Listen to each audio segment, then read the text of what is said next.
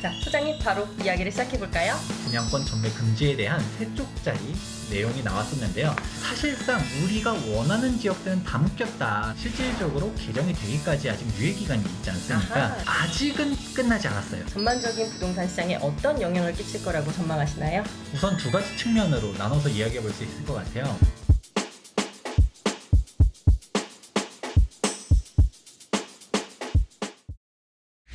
안녕하세요, 투미TV 시청자 여러분, 친절한 오영미 실장입니다. 오늘도 우리 김재경 소장님과 함께 자리했고요. 여러분들께 예고 드린 바대로 전국의 분양권 전매 제한에 대해서 오늘 이야기를 가져왔습니다. 자, 소장님 바로 이야기를 시작해볼까요? 네, 안녕하세요. 부동산 주치 김재경 소장입니다. 2020년도 5월 11일에 우리가 분양권 전매 금지에 대한 3쪽짜리 내용이 나왔었는데요.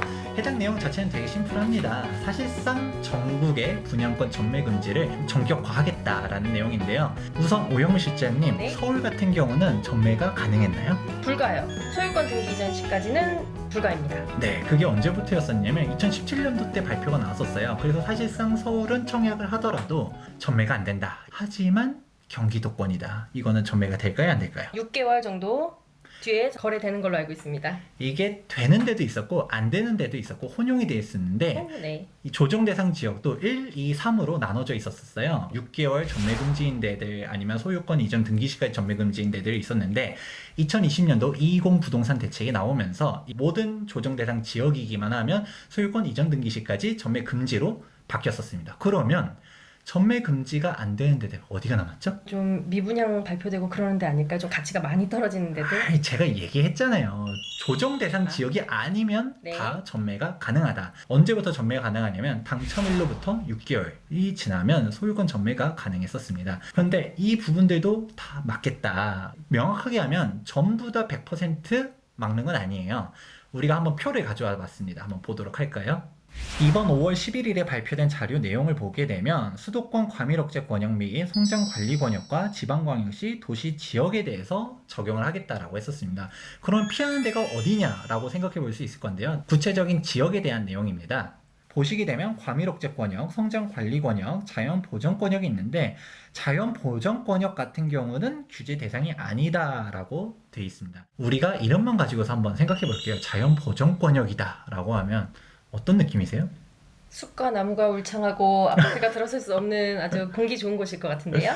혹은 우리가 좋아하는 그런 과밀억제권역, 좀 중심지 이런 대도시의 느낌이 나나요? 전혀요. 그렇다 보니까 사실상 우리가 원하는 지역들은 다 묶였다라고 볼 수 있어요. 물론 우리가 찾아보다 보면 이 와중에서도 우리는 피했다라고 얘기 나오는 데들 있지만 전국이 다 지정됐다라고 거의 모든 이해보면 지역? 되죠. 네. 우리가 뭐 듣도 보도 못했었던 지역들 이런 데 말고는 사실상 이제는 전매가 소유권 이전 등기시까지 묶였다. 이렇게 정리해 볼 수가 있습니다. 이게 이 3페이지의 요약이라고 할 수 있습니다. 그럼 소장님, 많은 분들이 같은 생각을 하실 것 같아요. 그럼 이제 분양권 투자 이런 게 이제 그럼 끝났다고 보면 되는 건가요? 아직은 끝나지 않았어요. 뭐냐? 전격적으로 발표는 됐지만 실질적으로 개정이 되기까지 아직 유예기간이 있지 않습니까? 아하. 그 전에 입주자 모집 공고가 떴으면 전매 금지가 아직 적용이 안 된 지역들이 존재한다라는 것이죠. 네. 비조정 대상 지역 같은 경우는 이번에 불꽃 분양이 나타날 것으로 보고 경쟁이 있습니다. 어마어마할 것 같은데요? 그쵸. 우리가 흔히 말하는 사실 투기 수요라고 해야 될까요? 네. 이런 사람들 그냥 내가 입주자라기보다는 6개월 지나서 전매할 사람들 같은 경우가 사실 진짜 투기라고 볼 수 있죠. 정부가 맞아요. 말하는 이런 분들이 지방에 가가지고 막 청약 넣고 해야 되는데 전매가 막힌다. 그럼 청약을 넣을까요, 안 넣을까요? 투자자들 입장에서는 안 할 것 같아요. 실수요자들이 좀 더 많이 몰리겠죠? 그렇죠. 왜냐하면 분양권으로 있을 때 혜택들이 있어요. 주택수에도 안 들어가고요. 근데 여기서의 주택수도 사람들이 오해하는 게 다주택자 중과된다던데 라고 하는데, 즉 매도하려는 게 일반 세율일 때만 중과세율이 적용인 거지 분양권 자체는 주택수에 안 들어가요. 세법적인 혜택들도 있고 분양권 투자 자체가 워낙 소액으로 가다 보니까 사람들이 좋아하는 면모들이 있었었는데 이제 이게 막힌다. 그러니까 지금 6개월 전매가 아직 살아남은 데들은 얘네들은 엄청나게 몰릴 것으로 예상이 되고요. 이게 끝났다라고 하면 진짜 실수요자들 위주의 재편이 될 거라고 보고 있습니다. 우리가 분양권 상태에서 매도를 해야 되는데 우리가 등기 친 다음에 바로 판다라고 하면 취득세 내야 되죠. 그리고 또 뭐가 되느냐, 주택 1년 미만의 단기 양도세율이 어떻게 되느냐, 2021년 이후로 양도하게 됐을 때는 무려 50%에 대한 양도세가 나타나다 보니까 이거 못한다라는 거죠. 그리고 이게 준공까지 너무 오랫동안 끌고 가기도 싫고 이런 부분들 때문에 어떻게 따지면 이거는 좀 옳은 정책이라고는 생각해요. 투기 세력을 싹 걷어낼 수 있는 방향으로도 갈 수 있겠네요. 그렇죠. 실수요자들 중심적으로 청약을 할 수 있게끔 하는 방법으로서는 이건 좀 맞다라고 생각하고 있습니다. 오, 김재경 소장님 원래 정부 정책에 좀 비판적이신데 이번에 웬일이에요? 아유, 저는 다 비판하는 게 아니에요. 맞은 거는 맞는 거고 틀린 거는 틀린 거고 이렇게 얘기하는 건데 사실 청약 같은 경우는 예전부터 그렇게 맞게 가고 있다라고 생각하고 있었습니다. 네. 그리고 실제로 분양가 상한제 같은 경우도 여담이 이제 조금 더 이야기해보자면 분양권 상한제 당첨된 사람은 아예 10년 동안 전매가 안 돼요.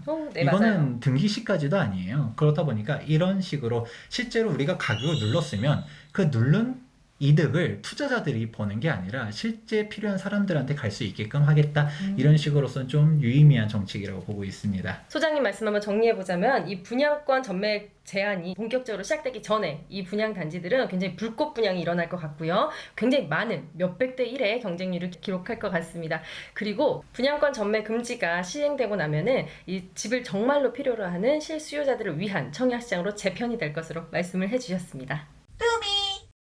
그럼 소장님, 이 말씀해주신 이 분양권 전매 금지가 우리 대한민국의 전반적인 부동산 시장에 어떤 영향을 끼칠 거라고 전망하시나요? 우선 두 가지 측면으로 나눠서 이야기해 볼 수 있을 것 같아요. 우선 청약에 대해서 이야기했었으니까 청약 시장 먼저 이야기해 보자면 2017년도, 18년도를 한번 생각해 볼게요. 그때 서울 및 수도권은 불꽃 분양이었었지만 미분양이 있었나요? 아니요. 없었던 것 같은데. 서울 같은 경우는 2015년도 때부터 분양 시장이 확 커지면서 완판이었었어요. 미분양이 없었거든요. 그런데 지방 같은 경우는 미분양 관리 지역도 따로 있었고 맞아요. 뉴스에서 봤습니다. 뭐 무슨 어디 신도시 특정 지역을 얘기하면 좀 그러니까 어디 미분양이 엄청 떴다. 분양을 하는데 청약통장이 하나도 안 들어왔다. 막 이런 기사들도 떴었잖아요. 맞아요. 극과 극해서 비교도 됐고요. 네, 근데 그런 지역들도 지금은 막 완판하고 있고요. 네. 미분양 났었던 것들도 싹 줄어들고 있는 게 현재 추세예요. 왜냐? 전매가 가능하니까. 사고 파는 게 가능하니까요. 그리고 소액으로 네. 가능하니까. 아. 규제가 서울이랑 지방이랑 똑같아요. 그럼 사람들이 굳이 지방 안 간다라는 거죠. 굳이 갈 필요가 없죠. 똑같이 우리가 갔었을 때 지방이 그래도 신축 아파트들 그리고 분양시장 중심으로 움직였었던 거가 6개월 전매 가능하고 주택수에 안 들어가고 세금적으로 그리고 투자 금액적으로 메리트가 워낙 높으니까 들어갔었었는데 굳이 청약을 넣더라도 지방으로 가기보다는 수도권 쪽으로 계속적으로 몰릴 거고요. 이미 서울 같은 경우는 2017년도 이후로 전매 금지가 됐었음에도 불구하고 몇백 대의 경쟁률 그냥 찍고 있었잖아요. 맞아요. 이게 좀 더 가속되겠다 이런 생각도 좀 들 수 있을 것 같고요. 그리고 두 번째, 분양시장이 아닌 일반 부동산 같은 경우는 어떻게 될 것이냐, 청약을 포기한 사람들의 부동산 투자 유입이 늘어날 수 있을 것 같다. 청약 당첨되는 게 워낙 어려워질 테니까 그냥 사고 만다.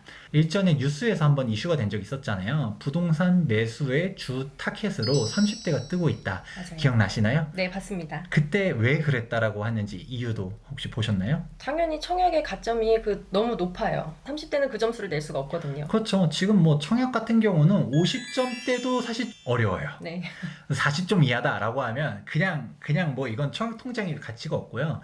50점은 넘어가야 뭐라도 좀 비벼볼 수가 있고, 그리고 우리가 원하는 지역대 좀 중심 지역을 잡고 싶다라고 하면 60점은 넘어가야지 현실적으로 픽을 할 네. 수가 있습니다. 이 가점이라는 게 부양가족 수가 사실 가장 크거든요. 30대인데 부양가족이 있을까요? 어렵죠. 어렵죠. 결혼을 했다 하더라도 자녀 해봤자 한 명인데 사실상 지금 청약 당첨되는 사람들은 40대, 50대 이상이 되어야지 청약 가점이 됩니다. 30대들은 사실상 청약이 안 되다 보니까 그래 청약통장 뭐 쓸 데도 없고 그냥 집을 바로 사자라고 하면서 들어간 건데 앞으로 가속화된다. 우리가 청약통장 해가지고 쓸 데가 없다라고 생각하면 그동안 청약통장 들고서 지방에 어디라도 넣어야지 하면서 들고 있었던 사람들이 포기를 하겠죠. 애초에 청약통장 들고서 뭐 해보려는 사람들은 일말의 희망을 들고 있는 거잖아요. 맞습니다. 근데 이게 안 된다 생각하면 일반 부동산 시장에 같이 뛰어들 가능성이 높다라고 보고 있습니다.